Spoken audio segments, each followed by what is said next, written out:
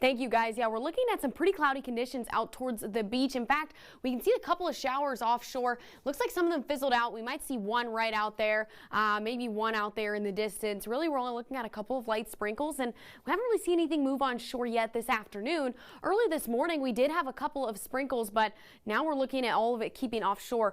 We could see some of these just push inland enough to give some of y'all, if you're out on the island, a little taste of some rain.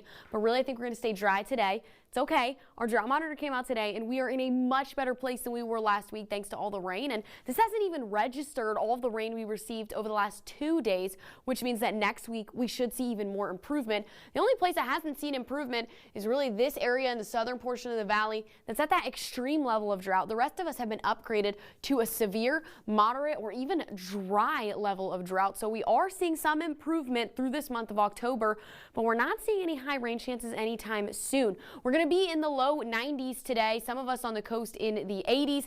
It is going to be hot today. Yesterday, with the cloud cover, with the rain, we stuck to around 78, 79, 92, 92, 92 all across the board. So it is going to feel a lot warmer today. And in fact, going into tomorrow, it's going to be even hotter. So overnight, I'm not so sure we're going to reach the 60s. We should stay in the 70s. And we're talking about early morning fog. This morning, I drove through some fog. I saw some fog on the TxDOT cameras. So make sure you're careful tomorrow because we could run into that issue again.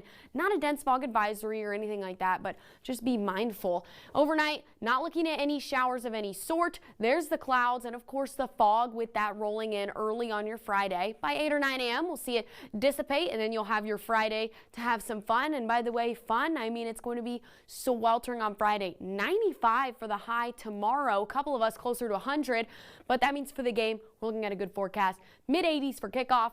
By the end there, 81. Of course, NBC 23 is going to be out there before the game, so make sure you tune in on your Friday afternoon. Finally, looking ahead to this weekend, overnight Friday into Saturday, we're going to see our next cold front. Very slight chances for showers. Most of us are going to stay dry. Going into your Saturday and Sunday, Saturday of which we have that annular eclipse. Now, we're not going to see that ring of fire, that full peak here in the valley, but the good news is you can drive not too far away to see that peak. We're looking at great conditions with mostly clear skies, temperatures ranging from the mid 60s if you go really far to the north to the 70s just out of the valley in Corpus Christi. Today, 90 showers possible, very hot tomorrow, then we're back to highs in the 80s, lows in the 60s.